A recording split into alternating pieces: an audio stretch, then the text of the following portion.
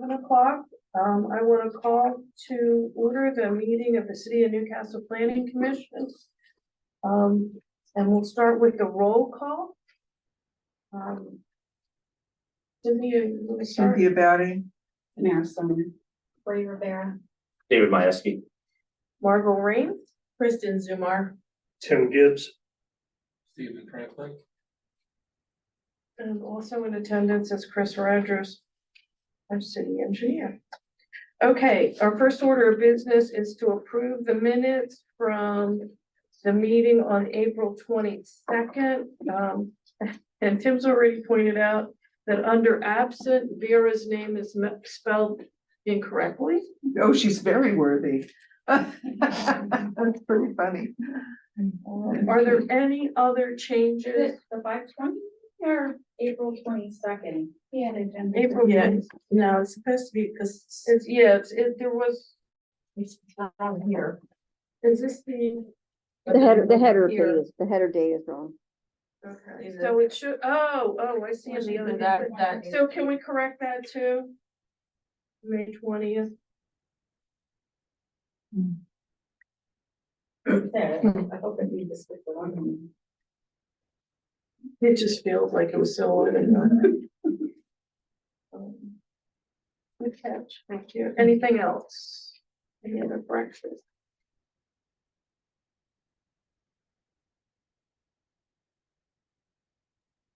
Hearing none, do I have a motion to approve the minutes? Kristen Zumar, a motion to approve. Do I have a second? Bree Rivera, second. All in favor, say aye. Aye. Opposed? You need to offer abstentions because Tim can't vote on this. Oh, abstain. Anybody Who wasn't here can't vote on it. I'll abstain. Thank you. Even though I love you, I'm just being proper. Okay. All right, so I think we're past. Okay. Public comments on agenda items? There is nobody here to make any comments. I'm assuming your comments were received otherwise.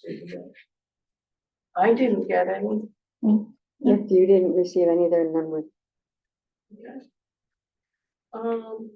All right,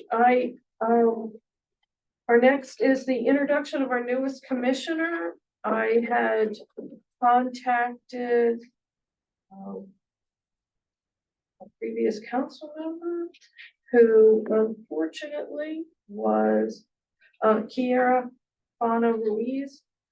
I had asked her about coming to the June meeting, and she said to me she was in the process of getting a divorce and moving to Newark. So Yeah. she kindly responded to my email by resigning, Oh, okay. which was fabulous, because then we didn't have to go through any other rigmarole. And Stephen had apparently stopped in at the town You loser. You should have never done that. town hall and said, tell me if you guys need some help. So he has agreed to join us. I'll let you tell everybody a little bit about yourself. Oh, wow, okay, spotlight. I've been a resident of Newcastle since May 2019. My wife and I moved here from California. We moved back east.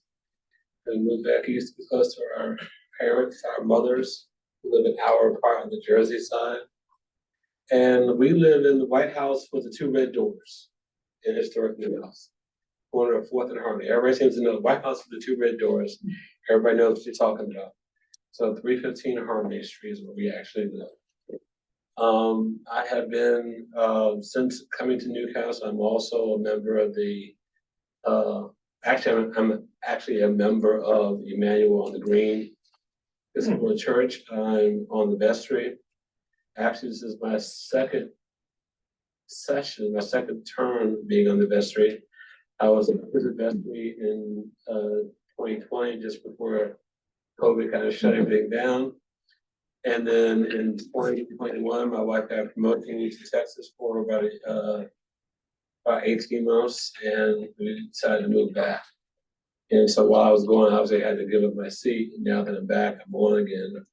Also, as I was telling Cynthia, I'm also, being appointed, as we speak tonight, on the Historical Society, but obviously I can't be two places at one time.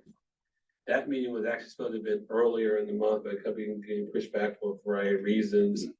And so it became obviously a situation of me not having a doppelganger, so here I am. But I'm excited about being on the commission and offering whatever insights I can offer and, you know, whatever assistance I can offer, whatever work I can do.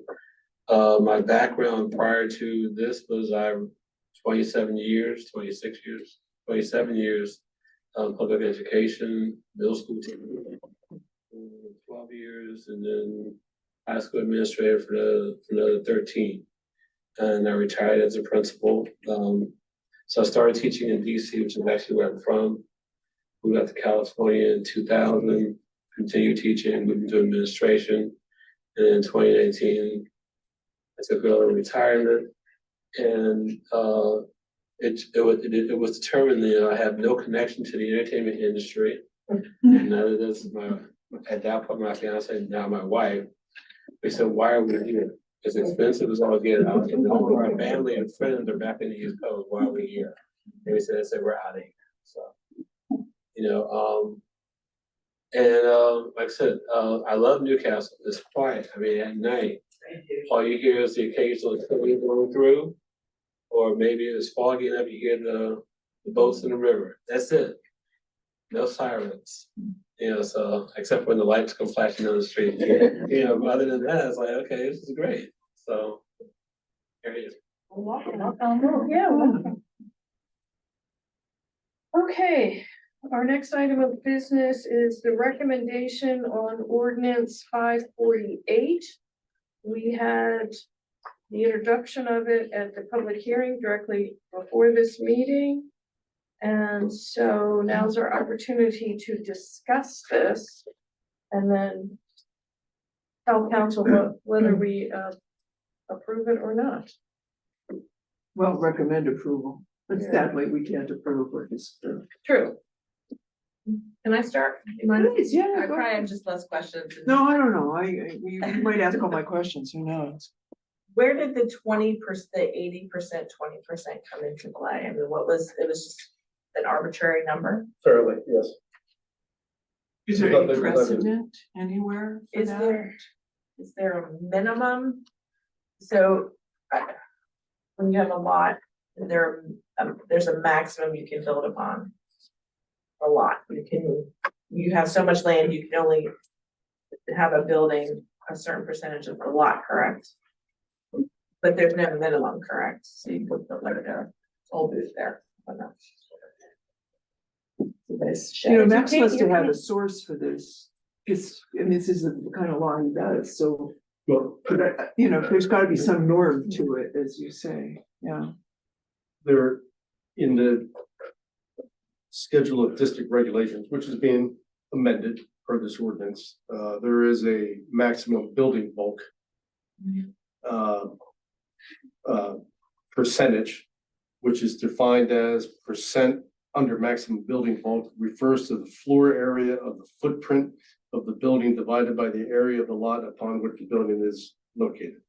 So it's So it's not, it doesn't Fancy. include the parking lot, for example, right? correct. Okay, And it only refers to the footprint of the building. So that's a fancy way of saying building coverage.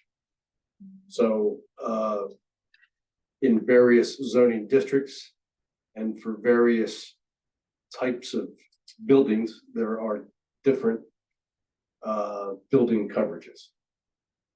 So I guess my question is, they chose 20% for whatever reason.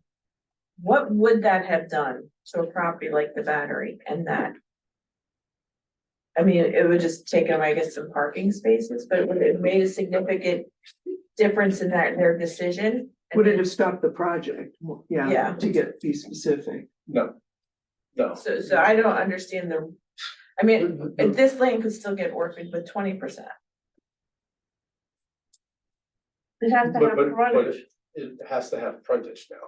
But it has frontage. It does not have It frontage. does not, we, It's not- The- That That lot, was the question I just asked. but that's the private drive that we made them put in, that's not, It's not. Oh, you mean the wetland area has to have frontage? yeah. no. The lot, the lot is- has to have frontage. The lot does have 25 feet of frontage. It does not. No. How, well, you just Because told me it's it did. separate. It's set, Yeah. they parceled it off. The wetlands are a separate parcel.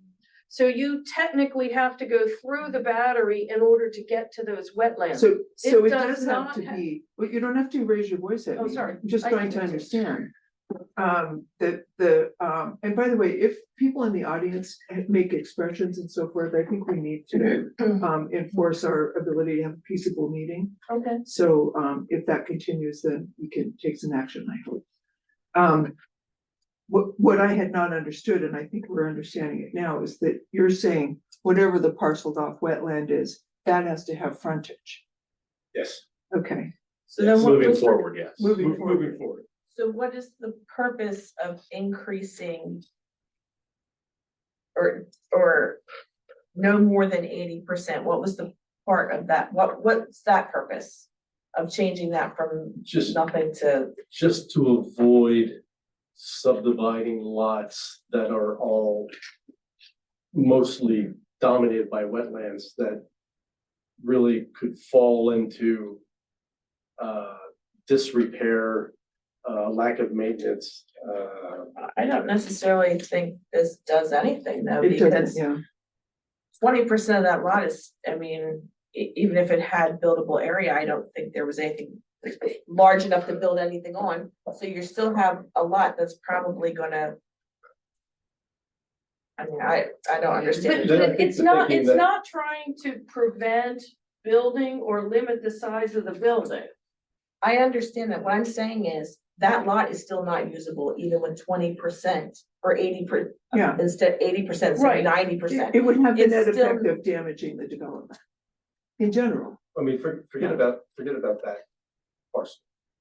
We're just using well, that as parcel an is the reason this is here. This is the Yeah. second time city council has done something like this. So imagine, So- imagine that parcel didn't have the apartment complex on it, and imagine that with no apartment complex, we would not have an easement to that back lot. And if somebody wanted to come in and subdivide that lot before this ordinance, they could have done so. And they could have created a lot that is 90% wetlands with no access to it. Well, but why not make an ordinance that says that if you do something like that, you need to provide access? That's what this is doing. This is It's not, it's draconian. It's saying either the wetlands has frontage or you can't do it, rather than we require you, I think this is to your point, to create a right of way on the balance of the property so that there's access to it, which is what the solution was for that particular development, correct? Or am I missing something? I didn't understand the first part of your statement. That lot, by requiring that lot to have had frontage, if this ordinance was in place, Yeah, that lot would have had to have had a 25-foot panhandle, if you will, coming out to the public street. right. The intent being that owners, emergency services would have direct fee simple access to the back of that lot, to the lot itself. They have access now. But they didn't have, if only because of that front parcels being developed. I understand that, but what I'm saying is that rather than creating this kind of blanket thing, which will land many projects in the Board of Adjustment, I'm pretty sure. You could just say that they have to provide adequate access to it as part of their site plan. But So then I we think the need to- hard part is that, from an emergency services standpoint, adequate access is a very, very vague, and loosely interpreted statement. So, the folks from the battery project were in here and they're talking about, well, we're gonna build a gravel road. That's fine. I probably still can't put a 60,000 pound pumper on a gravel road. Especially if it becomes unmaintained over the years because it's a burden to them to begin with. But that's a code enforcement issue. Right, You know, but, I mean, we have code enforcement issue in the city anyway, but well, because we have a code enforcement person. We just hired someone. Yeah. But I think the flip side of that too is that, it's very difficult when we talk about property here that gets subdivided, property here that gets subdivided to this and addressing that property now. Not from a standpoint of getting to it, but a standpoint of an actual physical address. Because, if you say we're going to 123 Understand Main that Street, condition. Yeah, but to get to 123 Main Street, you have to go through 125 Main Street. There's probably not gonna be a sign that says, hey, to get to this quote unquote, orphaned property back here, you have to come through here. And we address that by local knowledge. We have map books, things like that, but Mhm. in a greater scheme, the general access to that becomes very, very vague. I understand, because I actually rode down Lower Delaware Street in a pumper truck with you. Mhm. So I know what the problem is. Is 25 feet the right number? 25 feet is doable. Is Yeah, I it- mean, it's, Could less work? yeah, I would say so. I mean, really, we would just need room for a lane, but How much less? 10 to 12 feet, Because probably 15. in a sense, what's been built now is that if what you want is access, why don't we write an ordinance that says it's gotta be this wide and it's gotta be a deeded access and it's gotta be finished, not just gravel. I mean, we accepted advice when we said gravel. Why not actually ask for what they need? I'm thinking that's what the attorney's done. I He's mean, the made it attorney much wider than drafted. they need. But You have it's to- you not have to necessarily consider- for a road.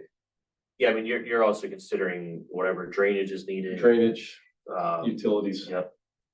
I mean, Because ultimately, the theory would be that hopefully you're putting some type of, or you're potentially doing something with that, correct? Sorry, I'm pulling up the battery site plan. And I think there is some sort of leeway with the size of the shape of the property, because that 25% can be shaped differently depending on the property itself. So I think that's why they're giving it a certain percentage as opposed to like very specific. No, like- the frontage no. is 25 In feet. front of you, Well, 25 yeah, feet, But period. whatever it is, whatever. No, but that means that's the, But I think facing that the road, boundary- am I correct? You have to have Yeah. 25 feet facing the road. Yeah. You can't have 25 feet facing your neighbor and 10 feet facing the road.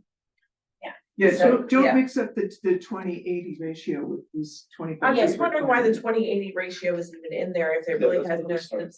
no substance. That was my question, like, Yeah. how'd they come up with this number and, Nothing's- and what's the point of it?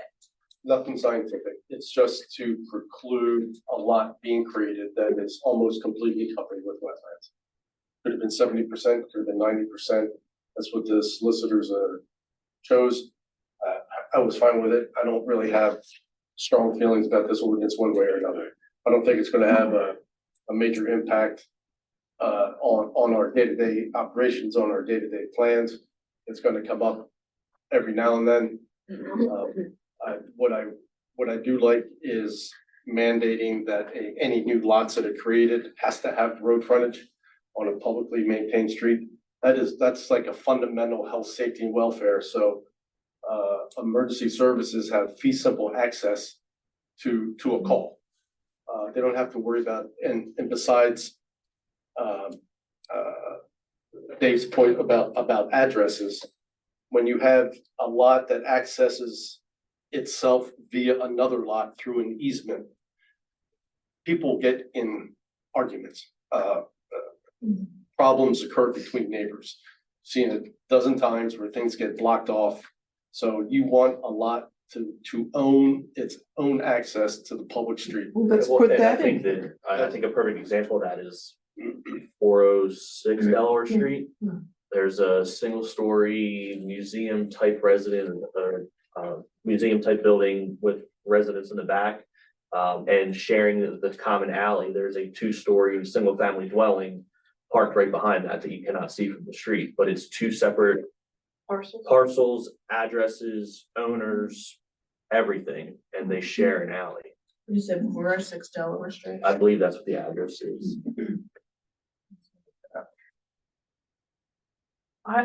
Having been a lender for many years, I think the excuse that the bank won't fund it is fuzzy. My guess would be that the reason people are parceling this off is they don't wanna have to pay for the maintenance Yeah, of the wetlands, and they can't build on that land anyway. So even, it's not gonna affect or prohibit anybody from developing something. But it basically is not going to allow them to avoid taking care of the wetlands that are part of that property. which is also not addressed in this ordinance, right? The way this is written, it doesn't solve any of those problems. That's my objection. I don't know what problem we're solving here. Let's talk about what I the problem is. I and then, understand right? what the problem is, there's no way to get to this, so if they would have had divided it off, so it was a straight shot back with 25 feet or whatever, they would have said that would have been fine, because they could get to those wetlands. My whole thing is this 80-20%, it's arbitrary, it makes no sense, you could have 20% running around the outside of those wetlands, the property is still unusable. So, I mean, that's not like, to me, I don't know why that's even in there. I understand the logic behind it, but if you have 20%, you have a lot like this, But we're not. and you have talking- 20%, they can do what they can have 20% wherever they want, and it runs around here. There's no way to stop somebody from doing that, so I don't understand the reason Stop for them that. from doing what? Having this little strip of land in the front that cannot be developed for anything. And so it's still unusable property that goes by the wayside, that's not solving the problem of having lots that are unusable. And that don't get maintained. If I can comment, and just listening, from what I understand, the purpose of this is not so much about whether the land is usable or not, in the 20s that you're talking about. I think the real thing, goes back to what the chief was saying is, and what Chris, correct? To say, is just putting it in writing in a way that is codified so people can't just do whatever they want to do. That they have to have some kind of access. I know where we live on the corner of 4th and Harvard, where Scully built the 2 new homes, 106 and 108, I think, and Carter's on the end. They had to use his access, he had to do access, otherwise they couldn't get the cranes in and so forth and so on. And I know that at times they got a little bit contentious, between Carter and Scully about giving the access. He gave the access. But, like I said, if he decided, no, you can't, then it would take a lot longer to build those 2 homes. It would have meant blocking off 4th Street, which is already narrow with the trucks and so forth. So I think the point is just putting in writing some kind of way, just to say you have to have a, access that has to be from the street, it has to be a certain type of road so that vehicles can get in and out and so forth. But I that's I'm relating, that's fine with different that, kind though. of parcel. Hang on, you're talking about residential parcel. We're talking here about wetlands. I'm just saying- Completely different. Yes. This is my whole point is, I agree with the 25%, the 25 feet frontage and all that. I think this 80-20% thing is thrown in there and it doesn't make any sense because it's not gonna stop somebody from making a funky little parcel. So, I mean, I think what addresses the problem is having 25% frontage on a main street. I just don't understand why this 80-20 percentage of wetlands has anything to do with it doesn't seem to solve a problem. I don't understand why it's in there. It's just in the council's minds, it's to prevent people from creating parcels that are All wet. generally unusable. And to your example, there's always gonna be workarounds. Anything that we write in the code, as every time you think that it is, there's stuff that you don't know. And you can't foresee workarounds. So I understand what you're saying about the, perimeter being good upland area, but, why would anybody do that? Why would anybody? But then why do we need this?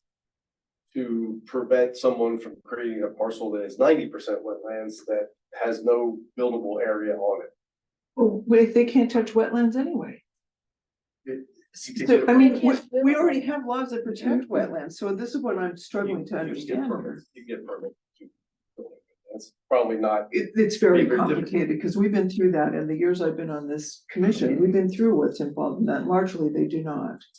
so they're not, this is not to prevent development in the wetlands, it's to prevent lots from being created that are dominated by wetlands to the point where they're unusable. And Well, and. But that's what I'm and- saying, is and- 20% even usable on something that's fairly small? I mean, I don't necessarily know if that's. But my understanding in talking to the council was more so that people wouldn't parcel this wetlands off to avoid having to maintain it. yes, So it's more an issue of, you can parcel it off, but you're still gonna legally now be required to maintain it. But that's And not that's what not this addressed in says. here. This doesn't say that. If that was the objective, then they need to go back to the drawing board. Having But I agree with 20%, that, by having the way. 20% of non-wetlands, non-tidal lands, doesn't make somebody maintain anything. No, exactly. I just don't understand the purpose of it. I understand what you're saying and the thought behind it, but if you have a fairly small lot and you have your 25 feet, and I mean, you're gonna develop on that if you're on the street. But who's gonna develop, I mean, it's not stopping anybody from doing that. The thing that's stopping people is the frontage. I would add that if you're living on that 20%, you have an incentive to maintain the 80% that's wetlands in the basic formula scenario. You know, if you create a lot, you push the limits, you have 25 feet of frontage, 20% of your lot is upland, and that's where you're gonna build. The rest of the lot is wetlands. You have a built-in ownership incentive to maintain those wetlands. And secondly, there would most likely be in that scenario, a person that you can point to that is living on that 20% that would be paying the taxes on the rest of the 80% that's wetlands. That's another thing that was a concern about these orphan parcels, that they're 90% wetlands, they're gonna be, there's no frontage, they're gonna be forgotten about.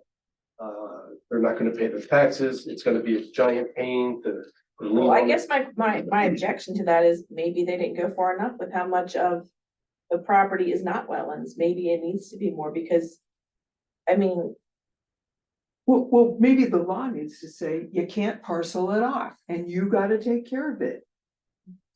Or sell it to somebody who will. Isn't that the goal? I thought that's what you said we're trying to do. So- Yeah. You know, I'm Remember- beginning to think that if I had known there were these issues, I would have asked the attorney to be here to explain this, because we're all kind of, Well, and also we you've had talked about side that. conversations with council that you're now relaying to us, and they are at odds with what this document says, and that's a concern also. I is mean, what are somebody we put it doing? in there for a purpose. Somebody had something happen or something that they know could possibly happen and we don't have the background behind it. We do, I mean, I worked with the attorney in crafting this, I'm not. But an arbitrary number it doesn't solve a problem. I mean, why isn't it 10%?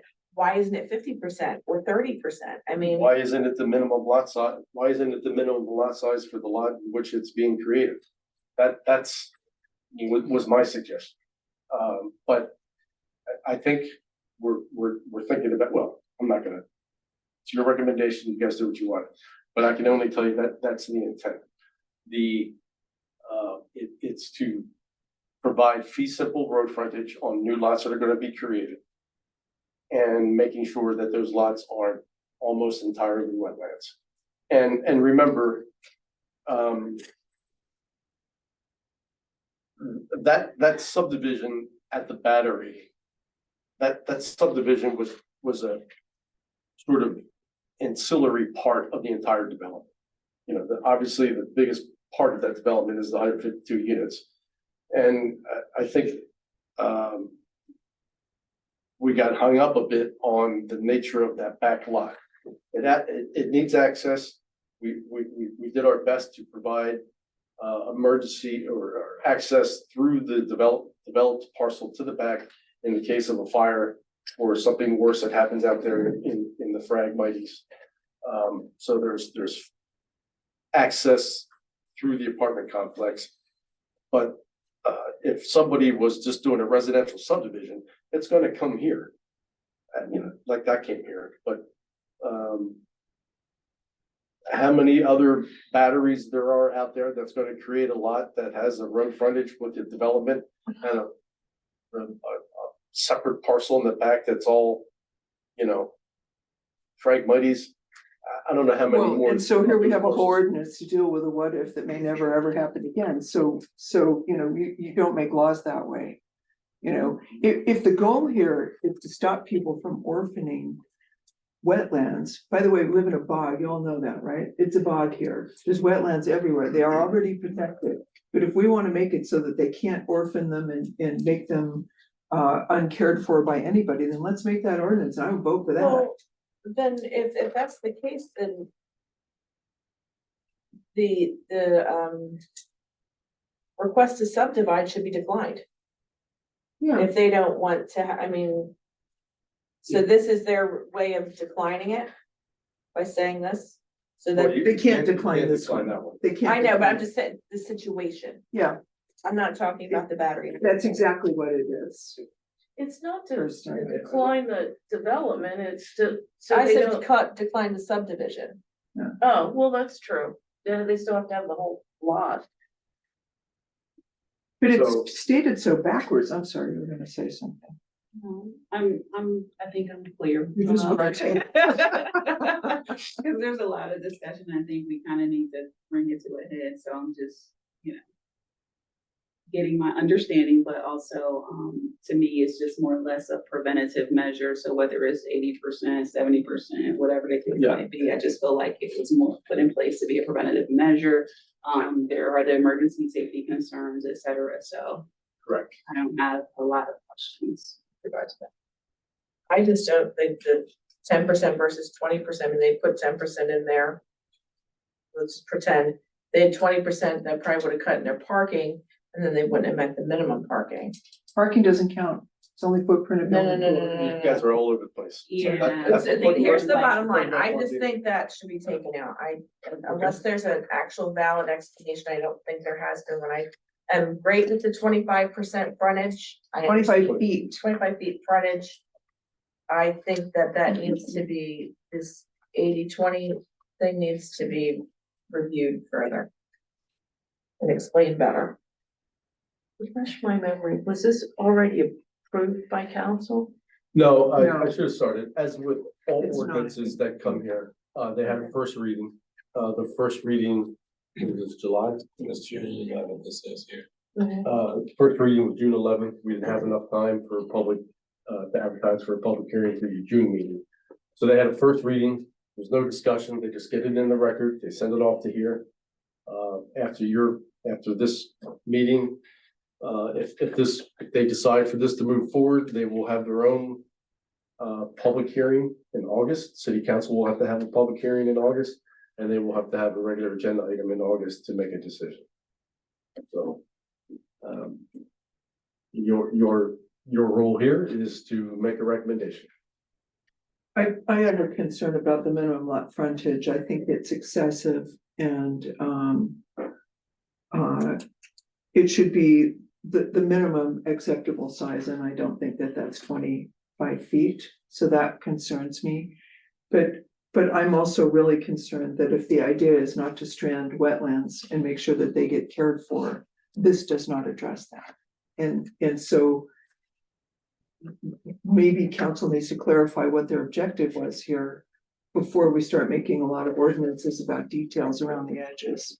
But isn't this implying that that the 80% they are kind of forcing them to take care of the wetland? No, they're No, not they at all. They're just saying they can't parcel it if they can't show 25 feet of frontage. No, So they it's can't. it's not addressing 20 it at all. To whereas, the preamble is the council's. Thought process. Council believes that legal lots should have direct access onto a street. council finds that adopting a maximum coverage ratio for wetlands, where the title of wetland would discourage the creation of unusable lots. where is that The here? very first page, The right pre- under ordinance Yeah. 548. Okay. Yeah, so sorry, I got caught up counting. So I think that, the 25 feet of frontage, if we can just circle back on that for a second. I think that's actually probably while it may sound excessive, 25 feet isn't what you think it is. So if you go, I just counted ceiling tiles from the corner to the thermostat, that's 25 feet, 26 feet, give or take. And if you start thinking about, take the battery situation out of it, put this anywhere else in our community, and you think about, someone has subdivided a lot and they want 25 feet, and clarification on this, it just needs to be 25 feet of frontage maintained, or it needs to be 25 feet that can shrink back to 15 or whatever. This is silent on that topic. Well, that's why I'm asking for a clarity, because I don't know if frontage means that 25 needs to be maintained or.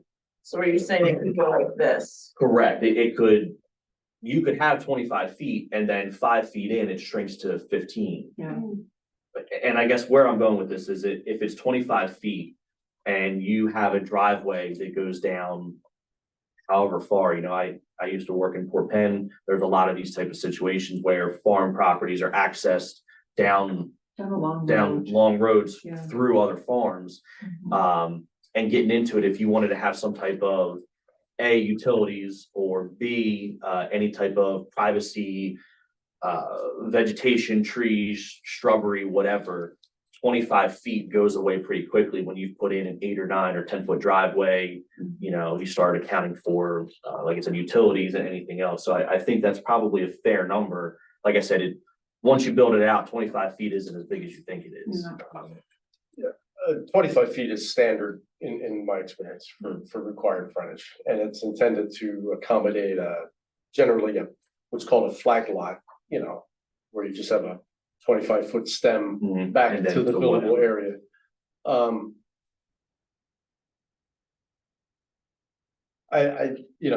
You could try to write language, you can write language that requires a 25-foot to be maintained the whole way back widthwise. I don't see that happening that often. And I was asking for my own clarity, Yeah. is if 5 feet in, that can shrink back if Yeah. that's what the developer or the property owner wanted. And I could see that happening even in the battery, if you were just looking at that, they'd find a way. So, I just think they need to go back to the drawing table, and maybe they need to bring in a couple of stakeholders and have a workshop and talk it through.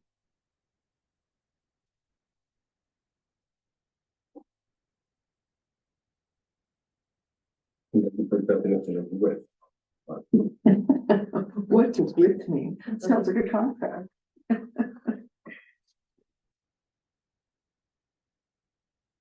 Is that the city code in a book? Yes. How do I get one of those? Oh, I have one. Town hall, city hall. Will they give it to you, or you have to buy it? They'll give it to you, it gets assigned to you, there's a number on it, it's assigned to you. Oh, cool, cause I just do it online. I mean, I went all the way through city code on this and online searching it, and I couldn't find anything related to it at all, so. Yeah.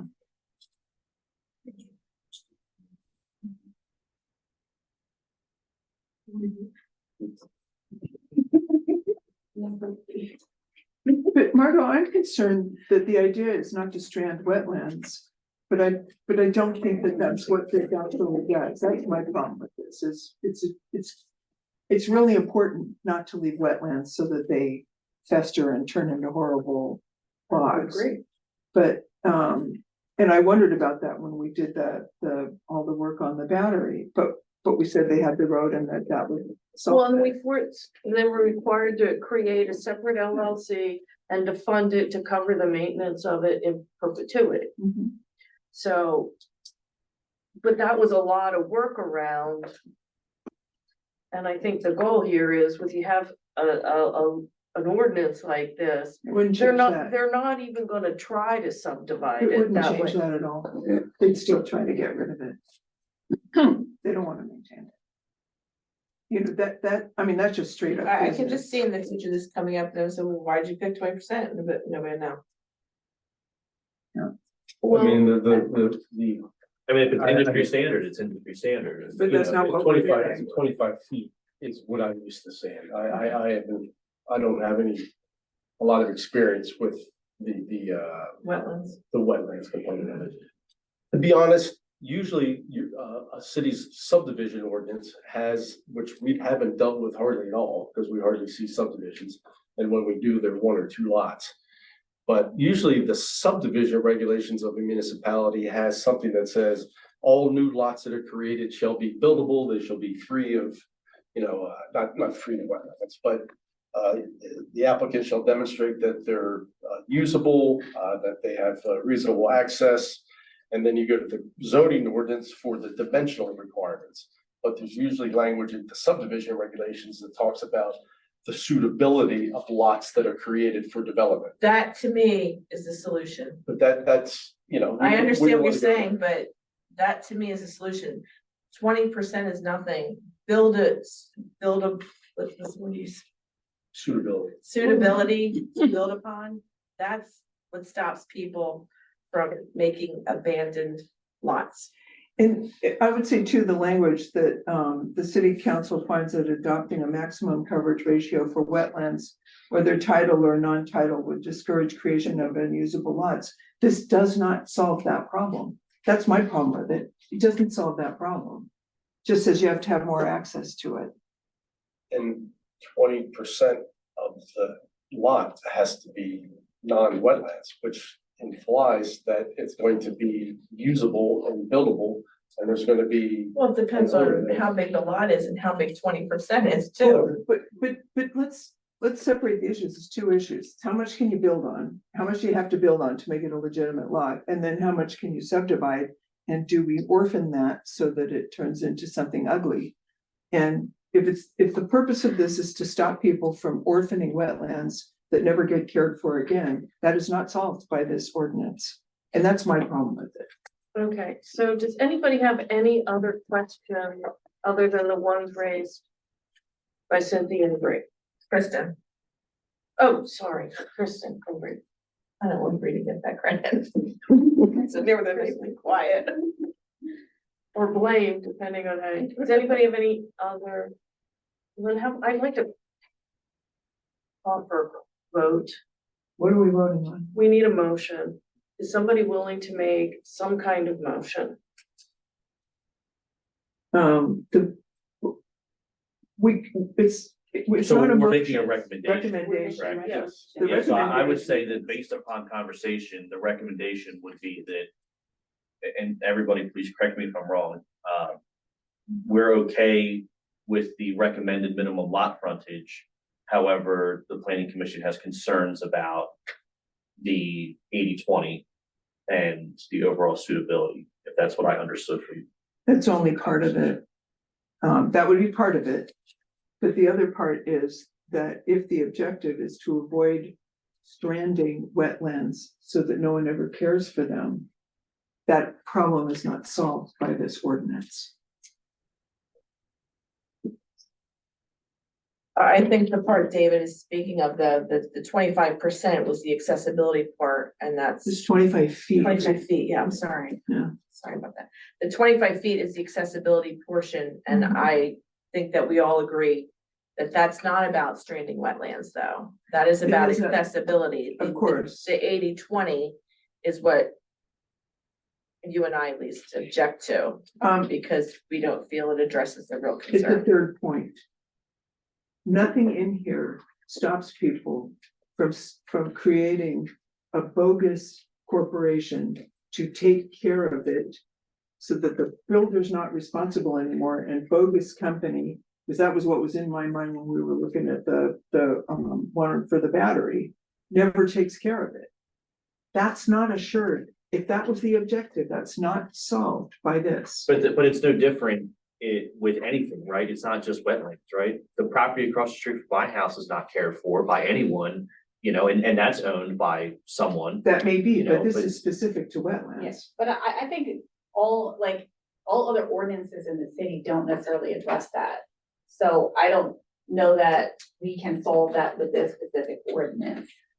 Do you know what I mean? Like, But you know, it's we don't specific to have wetlands. language, but we don't have language like that for any other land, you know, any other lot. Of any other types other than wetland. Agreed. And like to David's point, that somebody could leave them in disrepair and not take care of them and not pay taxes. We're on looking at them. that at 400 Delaware right now. So So I don't think adding that language to this ordinance is going to make any like difference in that. Adding what language? About, you know, she's talking about trying to add language in about how it won't, you know. No, that's about- in, it's in here is to prevent this, that's specifically, they're putting the 80-20. But she's saying if the language in there currently is not specific enough to stop anybody from doing this. But I don't think adding any more language. I is don't gonna think stop the anybody. language stops it, I think the whole 80-20% doesn't stop it is the point. I That think the doesn't only address difference it. here is though, is that, back to my original point, I think the only difference is that if you buy a property or subdivide down a property and part of it remains a wooded lot and part of it is what you choose to find suitable to build your whatever on, you can leave that and it's fine because the rest of that property is clearable and buildable. But until you actually clear it and build on it or do whatever with it, there's nothing that says you have to maintain it or at least no upkeep or whatever, other than, I mean, so there's code enforcement, there is, but so maybe there's no take out- difference in saying, the only difference is that we're saying that we can't build on wetlands or we can't create orphan wetland properties because that's a special property type, correct? I think that's what this is saying. Yeah, Yes. And again, I think the idea with the 80-20 is that, battery example aside, somebody's gonna be living on that 20 and they have a vested interest in keeping the 80 in a well-maintained area, and there's Paying their taxes. somebody living on the Is 20. there a So- so minimum? what the- But that's not solved by If I this. can, Cynthia, if I can jump in for a second.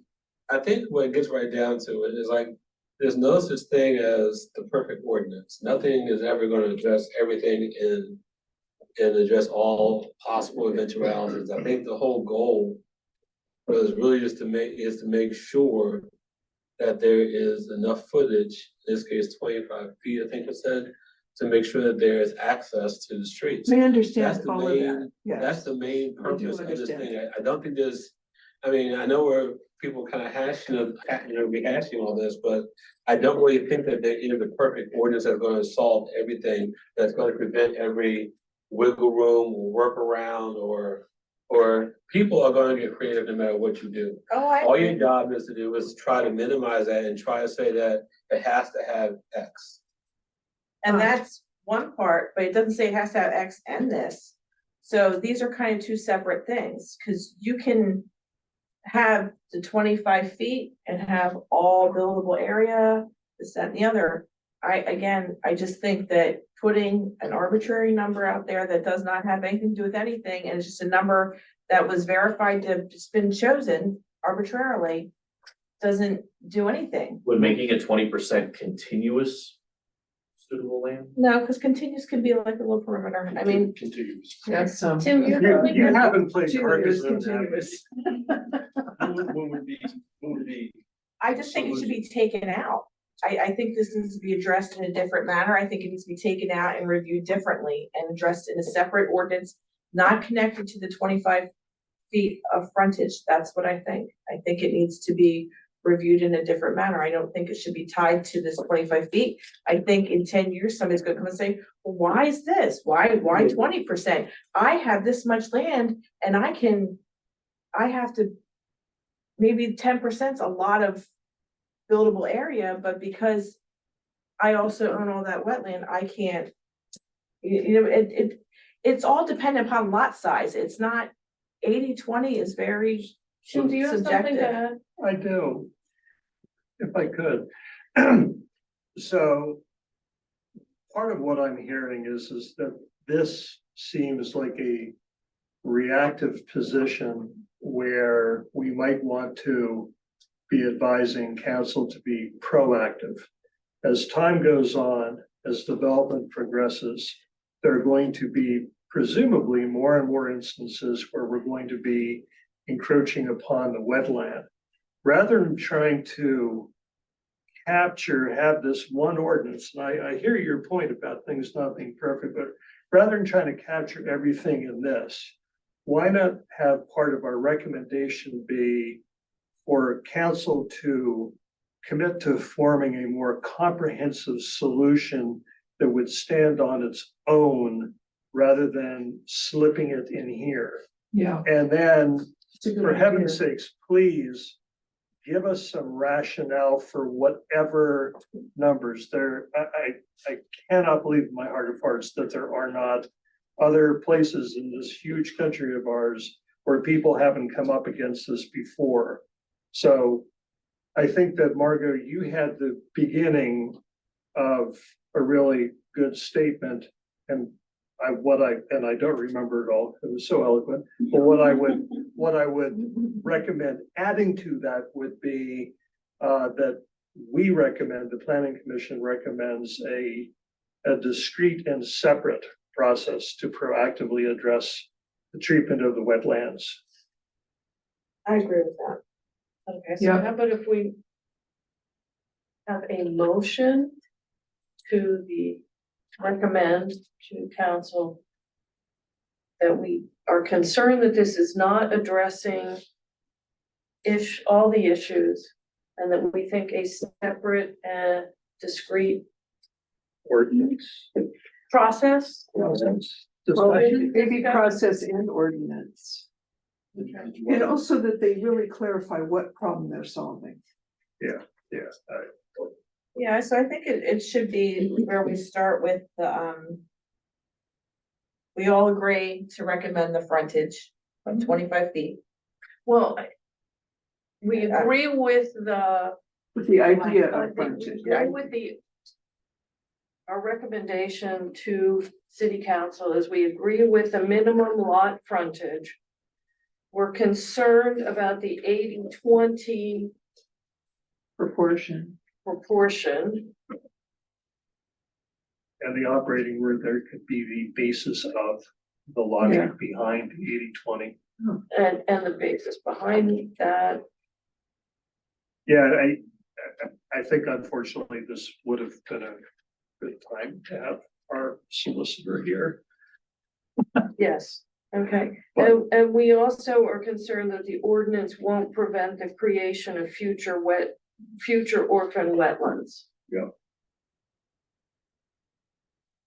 And so since it was pointed out, we do live in a bog.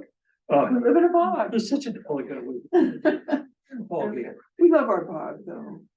We're a little PT. Am I allowed to make a recommendation? That's what we're here for. Or I mean, Are you saying somebody else might have to do it because you're the yeah, chair? Can she make the motion or does somebody else have to do it? you're the one that knows all the rules. Can I make the motion? But is it a motion? Yeah, I don't think I should either. So can somebody? Can you read my notes? Was a lot. I was trying to Okay, get it down. 1, 2, 3, go. Kristen Zumar, I make a motion that a recommendation that we agree with the minimum lot frontage.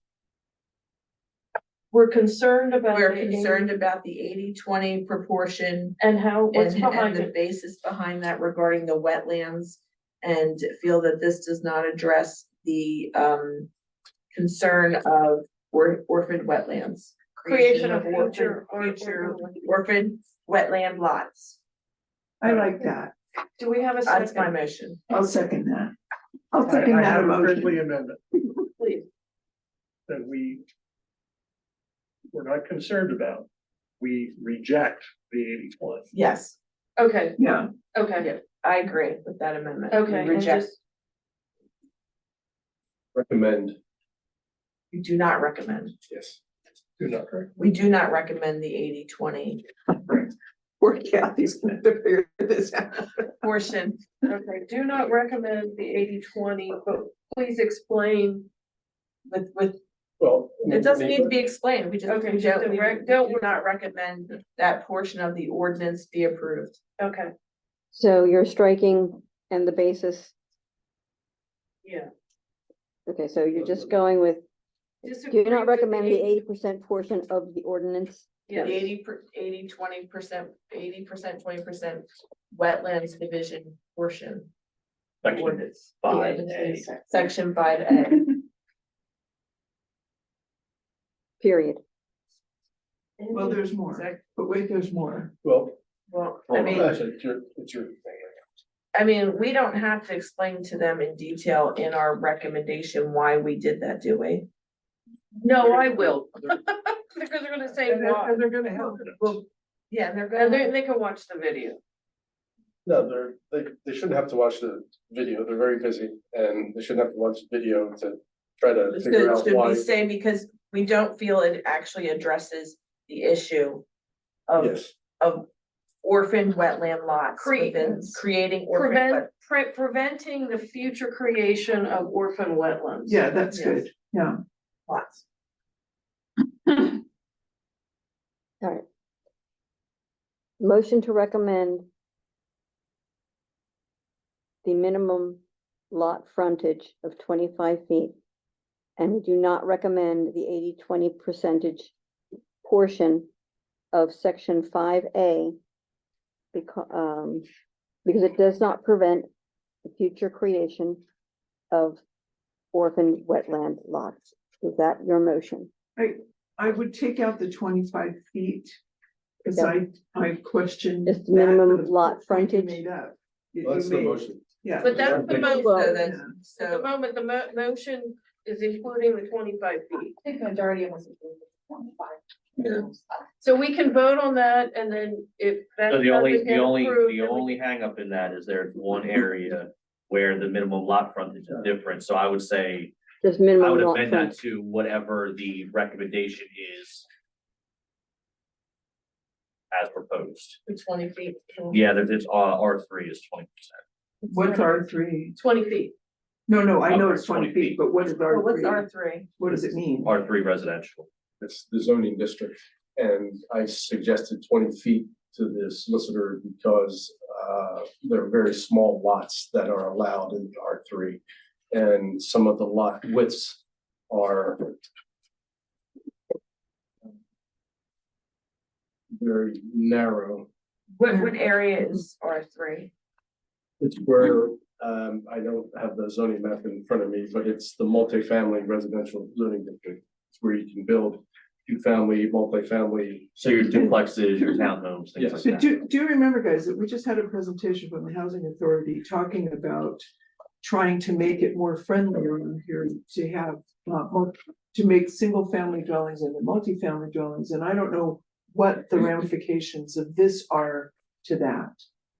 Is it R3, is a duplex one lot, or is it two lots and the houses are just connected? I'm sorry for my ignorance. The definitions in the zoning ordinance for the types of dwellings are a little odd. But generally, think of a duplex as 2 units on one lot, and semi-detached as 2 units on 2 lots with a common wall along the common lot line. Duplex, 2 units on one lot. Most likely it's a rental. They're not condominiumized. It's 2 units on one lot. Semi-detached is So 2 units attached with a common wall the two lots though. on the common lot line. Oh, okay. So one of the. So that would, so in the second one where you have the 2 units separated by the wall, and that's the lot line, that would be like a 20-foot. One person would have 20 foot, the other person would have 20 foot. Is that right? Is that what I'm That's to understanding? get to their stranded land. That doesn't include their driveway or anything else, right? That's attached to It the doesn't say stranded that you land. have to have a driveway in your frontage. You ever way overthinking this. Yeah. I'm just trying, but there would be, one lot would be 20 feet and the other lot would be 20 feet wide. Yes, and it wouldn't be meandering, those types of duplexes and semi-detached and townhouses, they're right on the street. You know, the 25-foot panhandle scenario that I was talking about is usually a deeper lot where you're trying to get into the back parent parcel to build another lot.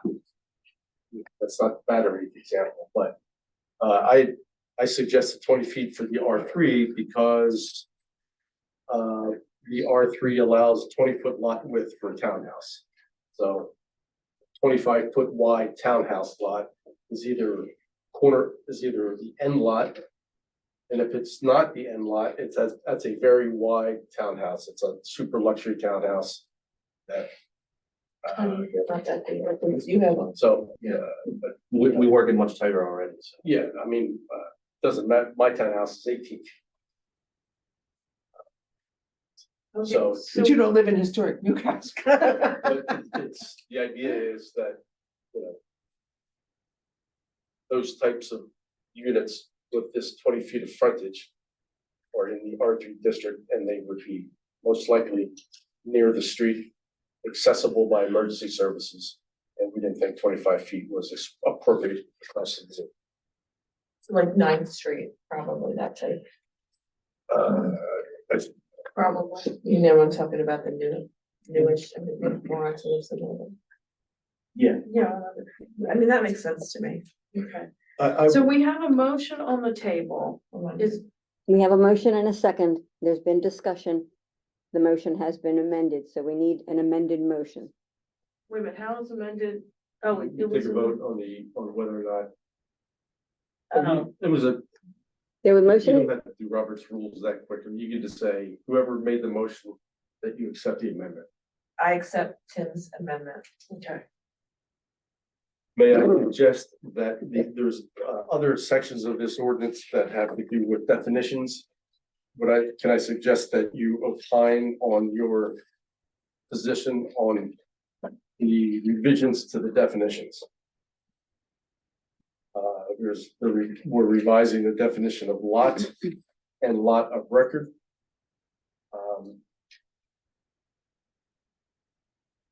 You know, it's a little bit hard to do that without the original, and I had printed out the original and failed to pick it up off of my printer.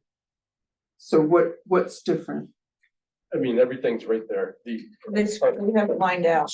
The strike The through is the original was existing. not- Oh, okay, so what struck out is what is the original language? Yes. Current, In the yes. And municipal then code, okay. underlined is added, so we should have that's standard ordinance format. With deleted text identified in bold straight through. Okay, we're learning things. I mean, that's pretty standard stuff. The existing definition of lot was very odd and cumbersome. And that is a much more succinct definition of lot that we're used to. And lot of record under section 4 is being amended to say, see the definition of lot. That makes sense.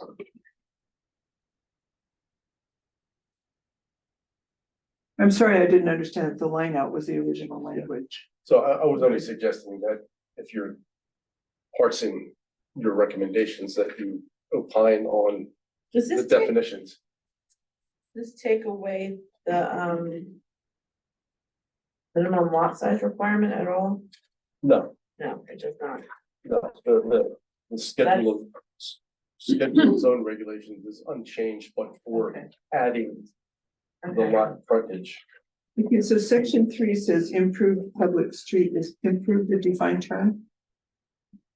Or improved public street a defined term? Where are we?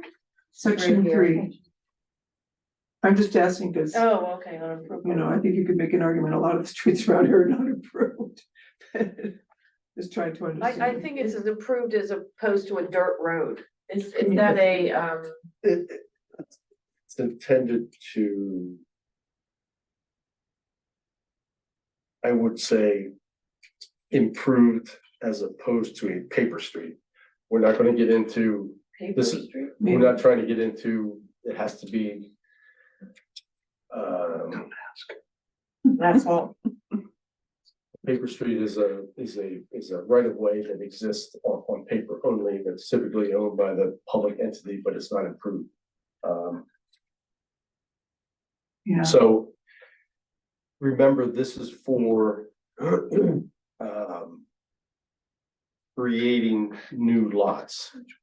So if someone came in and wanted to subdivide and was providing frontage, and I can't even think of an example in the city, but it happened to be some back dirt road that emergency services had concerns about being able to get to because it was It wouldn't take their then 80,000. that subdivision comes to us and we're gonna say, you're creating a lot with frontage on this.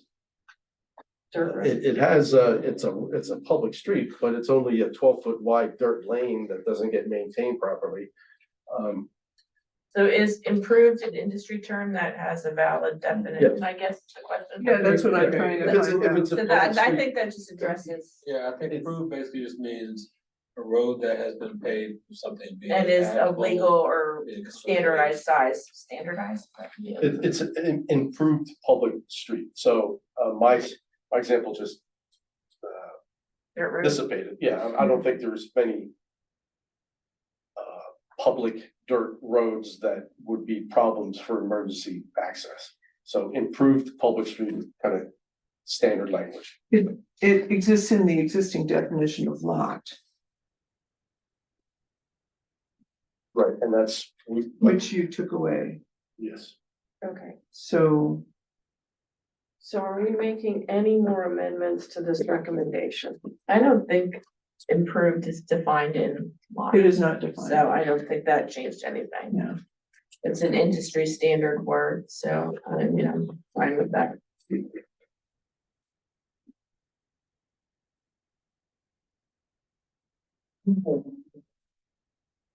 Anybody have any other? So we should amendments to- say that,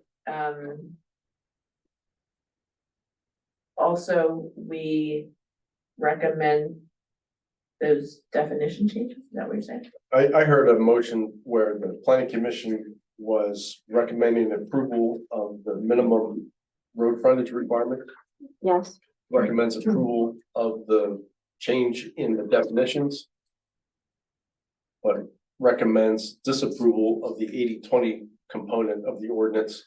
And recommends that the city council.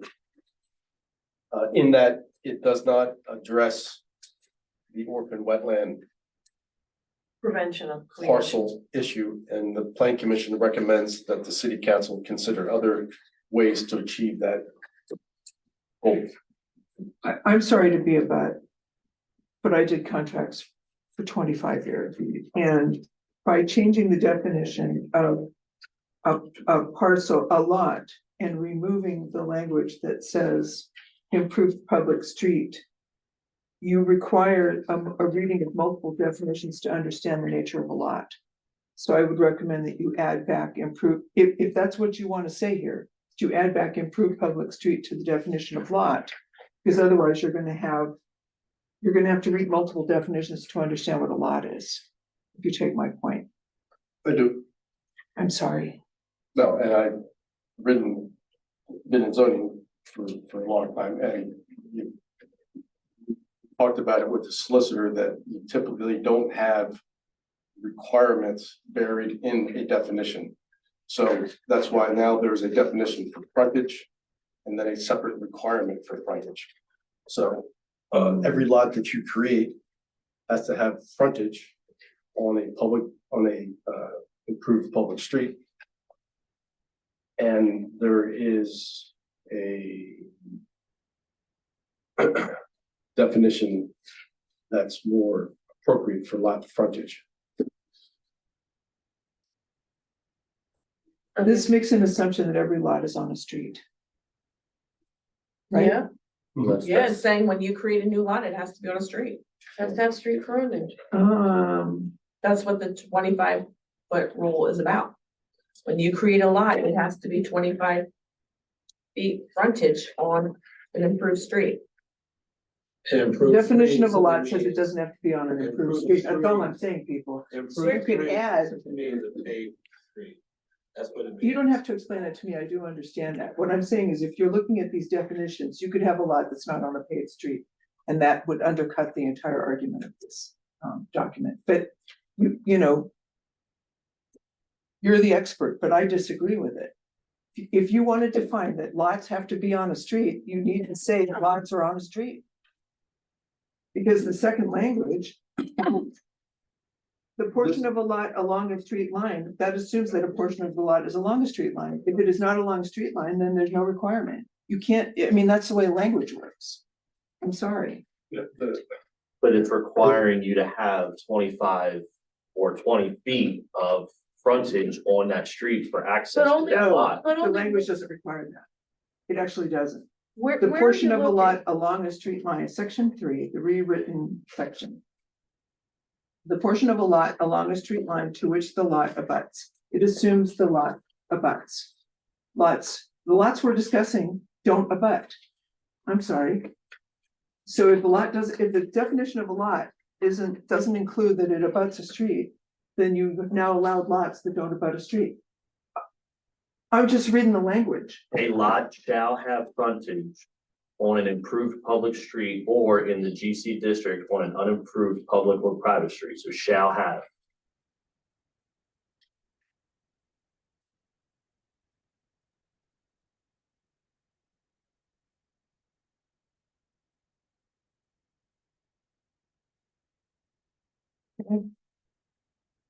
I mean, shall's pretty standard, right? Yeah, shall mandatory, Yeah. may, shall. Yeah, good shall, only shall. Yes. Okay. Do we have any more amendments to the recommendation regarding definitions? Hearing none. We have our recommendation, right? Do we have a second? I believe. Cynthia Yeah, had yeah, already that's a second, seconded. yes. Okay. Any further discussion? All in favor of the recommendation? Vote yes. Aye. All opposed? Any abstaining? Motion is carried. Okay. Okay, very quickly, I was at a meeting a couple months ago. And some folks from the city of Wilmington that were there, and they had this very cute little booklet that described all the historic areas in the city of Wilmington with rules and regulations. And just information, general information about those areas. So I had shown it to Antonina. And we decided that would be a great thing to have for Newcastle. And I approached Cynthia with that, and she is going to work on that project. I am. I had already been doing it because. in Yeah, I the- thought you'd already said something about having something for you to remember. Yeah, we've been working on it for the Historic Area Commission. It starts out in a slightly different form. I think it can end up in one booklet. And I'd originally started out doing them as a brochure, but we realized it's got to be a digital document. We're still missing a couple of things that should go in it, like a real and final and complete and accurate map of all the zones and everything, which has been a little bit hard to get our hands around. But we've also agreed to do a version for homeowners and renters, a version for businesses, whether they own or rent their business establishment, and a version for real estate agents and law firms. Because just telling one group of people what the requirements are is not actually helpful. And we'll provide some training on that too when we're done with it. But we had a workshop, for those who aren't aware, we had a workshop on June 19th.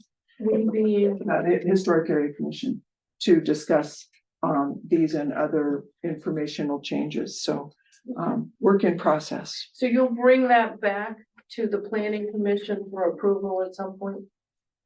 Do you need to approve it? Well, since we're suggesting it at this point, yeah. I would think so.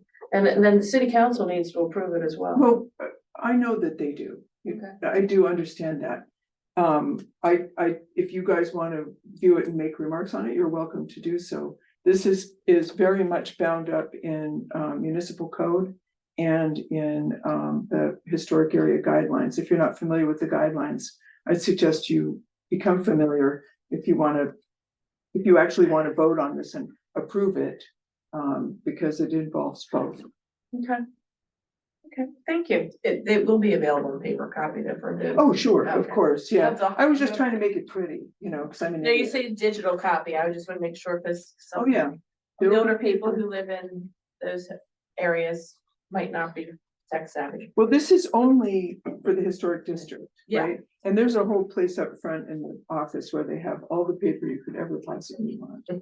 So they'll just put some of that there. But yes, it's a work in process.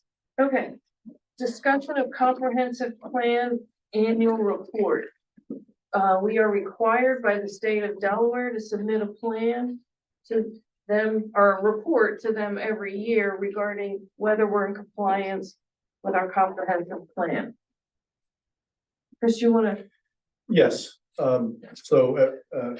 as the chair stated, state law requires municipalities to provide the State Office of Planning Coordination a report every year describing implementation of a comprehensive plan and identifying issues and trends and conditions since the plan was last adopted.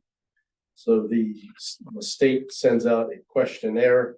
So the questions are the numbers and that are not italics. But anything that's italics is your report. Again, and the non-italics is the questions that are being asked by the state.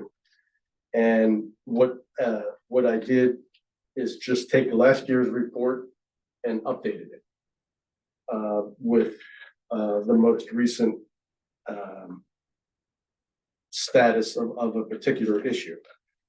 So, and under one where you see G4-3, that's goal 4, number 3 from your comprehensive plan. Your comprehensive plan has an implementation section where that G4-3 is the language from your plan.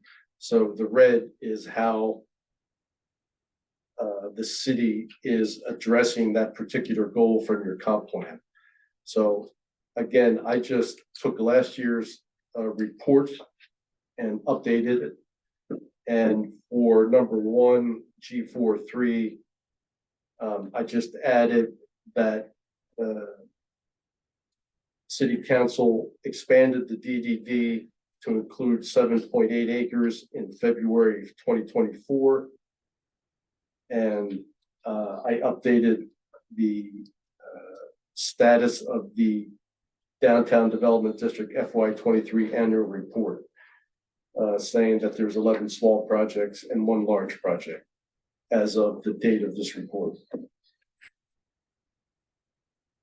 I read the whole thing, Chris. I thought you did a great job.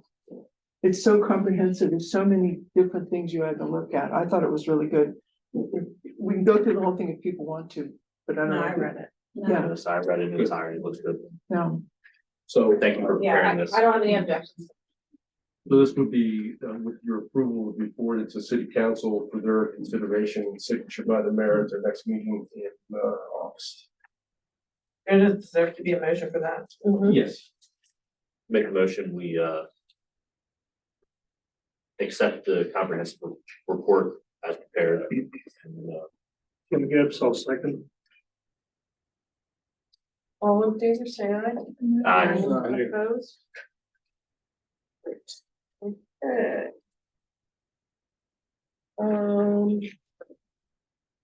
Accessory dwelling units, we want to have a discussion about that.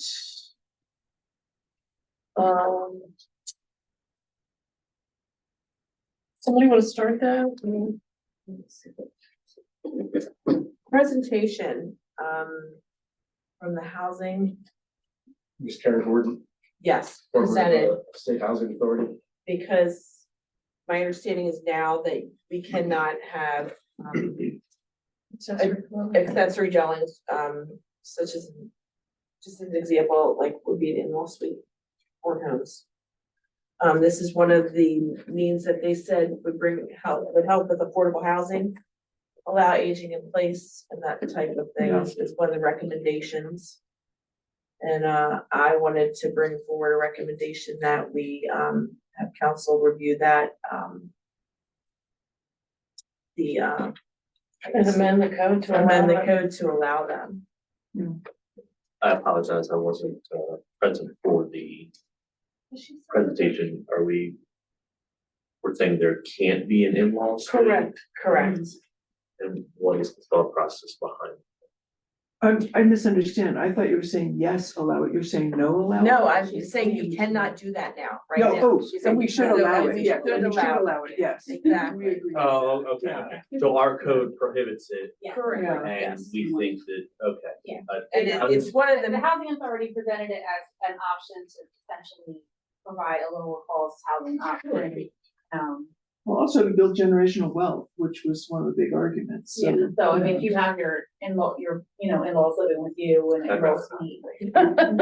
Like, you can keep your family closer, you can save money. for Sure, them, sure. You can like, even have your but- adult children in a Yeah. separate dwelling till they can But we afford. we don't currently allow that. Ah, So it was thought to help with the reduction of, like, because we have trouble getting low cost housing within the city, that, if we looked at that as a potential way that people could introduce low cost housing in the city. And I wouldn't even say Okay. low cost, I would say moderate Affordable. income, or Yeah. affordable. Yeah, Cause Yeah. we're not, just to be clear, we're not talking section 8, we're. Yeah. no, no, No, no, no. no, And- affordable. And the truth is, in the historic district, that was done all the time. That's how you ended up with all these sort of rabbit warren houses, right? So, I think that there might have to be a look at, what that means around escapement rules and, other things like that. So, the edge of the property and can you build right to the edge of the property line and all that kind of stuff. Some of that might have to be looked at. well, part of that was, I was in Kent County, she said they had recently done that. I I believe think so. Kent County had recently amended their ruling on that. And there was I didn't get the email about it though, she specifically sent it to me. In regards to like, it cannot be any more than 50% size of the current dwelling, there was like a lot of restrictions around it. As to not build like just a second house on Right, your lot. exactly, yeah. Essentially. So I think what we need to do is maybe reach back out to Karen to find that information. I don't know. Well, it might make sense just to recommend that the council either create a task force or look into what would be entailed and what would be recommended in order to allow accessory dwelling units. If I could make a comment, actually, I'm familiar with what these are, and in California, they're very common. And I think you could probably access pretty much any of the major cities in California, they call them casitas, meaning little house. And so therefore, it's like regulation about, the size and what it has built up, the construction, standards and this and that. So I think, I think it is a good idea to have them. It's just a matter of just making having some kind of standard saying it has to be built out of whatever, has to be built with certain kind of, certain requirements. So it's not just haphazard. Mhm. Yeah. I think I believe it was Kent County and they had a nice set of regulations and guidelines, Yeah.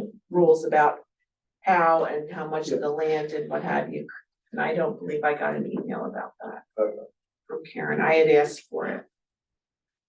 I know you forwarded her PowerPoint. Okay, So I we have ended not, late that day. I have not done, a deep dive into your ordinance regarding the implications of accessory dwelling units in the various zones. And I would suggest, the example that you use in a county is a much different geography where you're talking about larger lots. We're in a urban environment here. you already permit fairly small lot sizes. And I would suggest, something to the effect that you recommend that the council have staff investigate the feasibility of allowing accessory dwelling units. Because I'm not even sure, given the lot sizes that we allow, we may already allow accessory apartments. Which. I could not, I have almost a third of an acre, I can't put an accessory dwelling on my house. I mean, there's lots within the city like mine that are big. Okay. And I can't put an accessory dwelling on my house, I have almost a third of an acre. So. So what I'm I saying- just, I think you get to the point where you can only improve on so much of your land to begin with. But then you have larger lots where I'm not improved on that much of my land. Why don't we propose it as a workshop? So we let you go away and think about it, come back And bring Karen and back in. do all the work and then. I just moved an accessory dwelling unit ordinance for another municipality, so there's a ton of. Of course, there's a million issues. Yeah, we know that, I but mean, I'm an there's still example. gonna be guidelines about how much of your land you can improve upon versus not, I mean, obviously Cynthia could not build something as big as what I could build. Cause I have all this grass and you have, I don't know what the you backyard have a looks like, very, very tiny little backyard, that is true. and she probably doesn't wanna get rid of it. Does that make sense, Krista? So I don't know where to start on And, that, I and would, guess. would we propose something or we just recommend to city council That that they- they investigate it and come up with something? I always struggle with this, I look at it from a staffing issue. I don't want to go off and do something that that Antonina doesn't know about.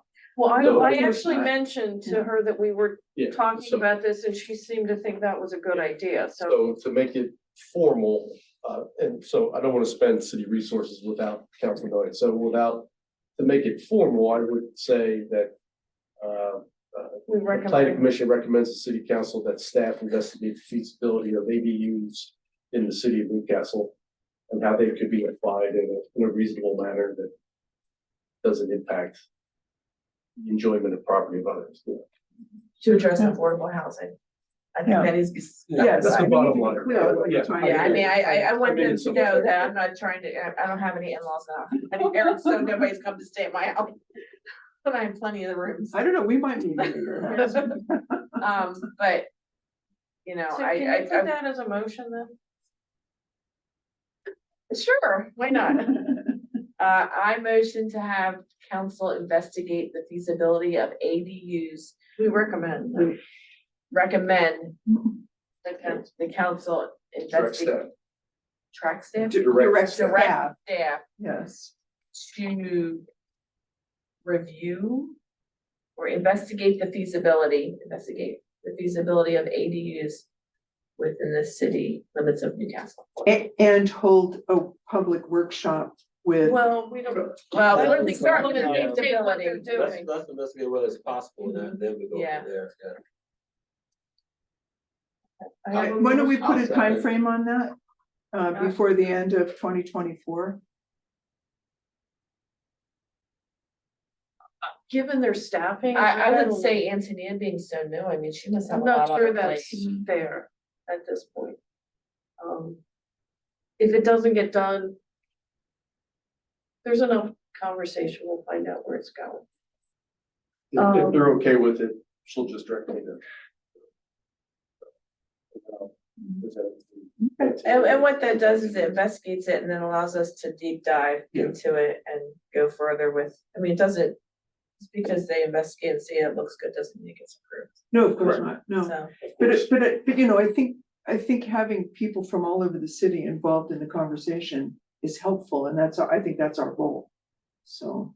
So Okay, that's pretty. I think I think determining that's if it's even possible first is. Yes. Yeah, that's like a second step. I think the first step is to see if it's Yeah. possible, because in old Newcastle, a lot of the lots won't be able to. Once you No. get outside of the old historic district, then maybe it might be, but that's where you first gotta see if it's even feasible, and then. if it's feasible in the feasible. rest of the And city, then if it's feasible, then you go on and do the workshops and this and that.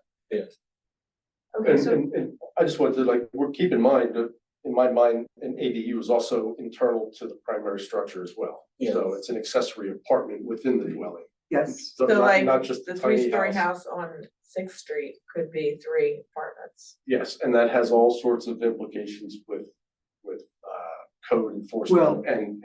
can happen now. And. You can do is it a that good- now. Is it a good thing or a bad thing to be divvying up, historic structures into multiple units? So, somewhere in the That house ordinance, isn't deemed historic as fence. well. See again, how- Yeah, but a lot of the historic ones are divided into apartments. Yeah, they already are. That's unfortunate in so many cases, but. so I have a motion on the table. I'll second. Any further discussion? All in favor, say aye. Aye. Opposed? Abstain. Motion's carried. Okay, the last thing on our agenda is a hack report, so the shorter the better, Cynthia. Thank you. Well, my typical reports, because I went and looked at them online after hearing that I was reported that I spent a long time, it's typically 5 minutes or less. So I'll try not to burden you all with any more than that. The Historic Area Commission doesn't have a lot of things before it right now, although some of the things continue to go back to clarity on the process of buildings being built in the historic area and the approval of changes to those buildings. To address that, we're looking at putting up a public page on the website with projects and their evolution over time and what gets approved and what doesn't get approved so that we don't run into problems like that. We're dealing with the same kind of problems in that commission as we have in this one, of getting agenda items correct so that there's the ability to discuss things, because we've had several agendas come through where we didn't have enough stuff on the agenda and therefore we couldn't discuss topics that we wanted to. So we're working on that.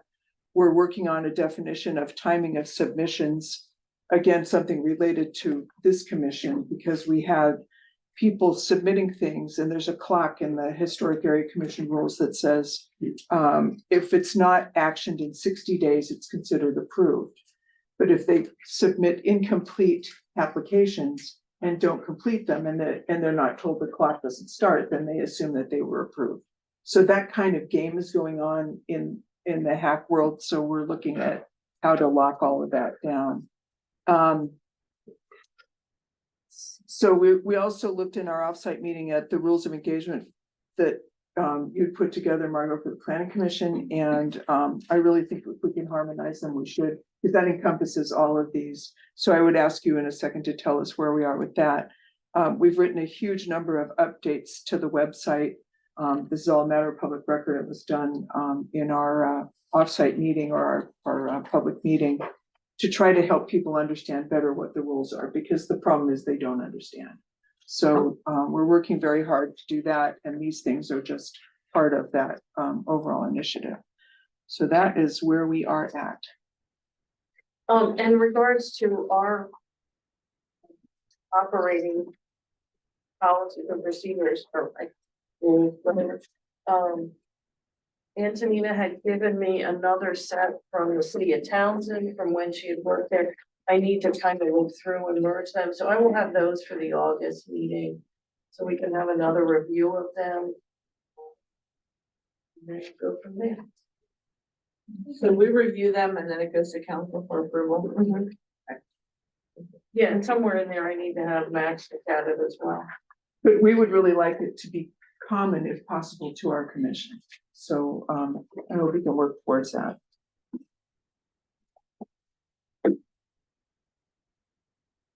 Do I have a motion? Does anybody have any further business? Just a follow-up comment, if I may. In reference to the site plan for the Markel Trailhead, I have been in contact with the developers there, and they do have a letter from the fire company stating that everything, we reviewed the plans and everything meets as discussed and required. And that probably will be a part of the council presentation whenever they make it, if they haven't. But they do have a letter. Okay. I spoke to the engineer and I expect them to be on the August city council agenda for approval of the site plan by resolution. And because it's a public project, they may make a more of a presentation than we're used to seeing at city council for items that come before you. But We'll see. Is there any transportation plan associated with that? Cause I've driven by it now many times and there's no way to turn into that area except beyond the school. I don't know if you all realize that. There's no left turn, it's a double yellow line that goes way past where that thing is planned. And you can only turn in on the other side of the school if you are coming towards this city. So, I can't remember what the plan said, but whatever access, you're using the same access as exists now. exists now with improvements. There's Yeah. actually two entrances, one's before the school, one's after the school. But you have to know where the other one is because it's not super obvious. Yeah. And that's To the me, one they're talking about. That we own the line all the way down, that would affect, emergency access as well. It just troubled me that I don't see it, we drive by there all the time, so anyway, We drive on the trail. yeah, you just drive over it. Okay, Motion to adjourn. Motion to it? Do I have a motion? Or I guess I would. Do I have a second? All in favor? Aye. Opposed? Motion carried. See you all in August. Did you take the notes related to that? Paul? Yeah. No, I haven't. That's what we are. Oh. I had two copies.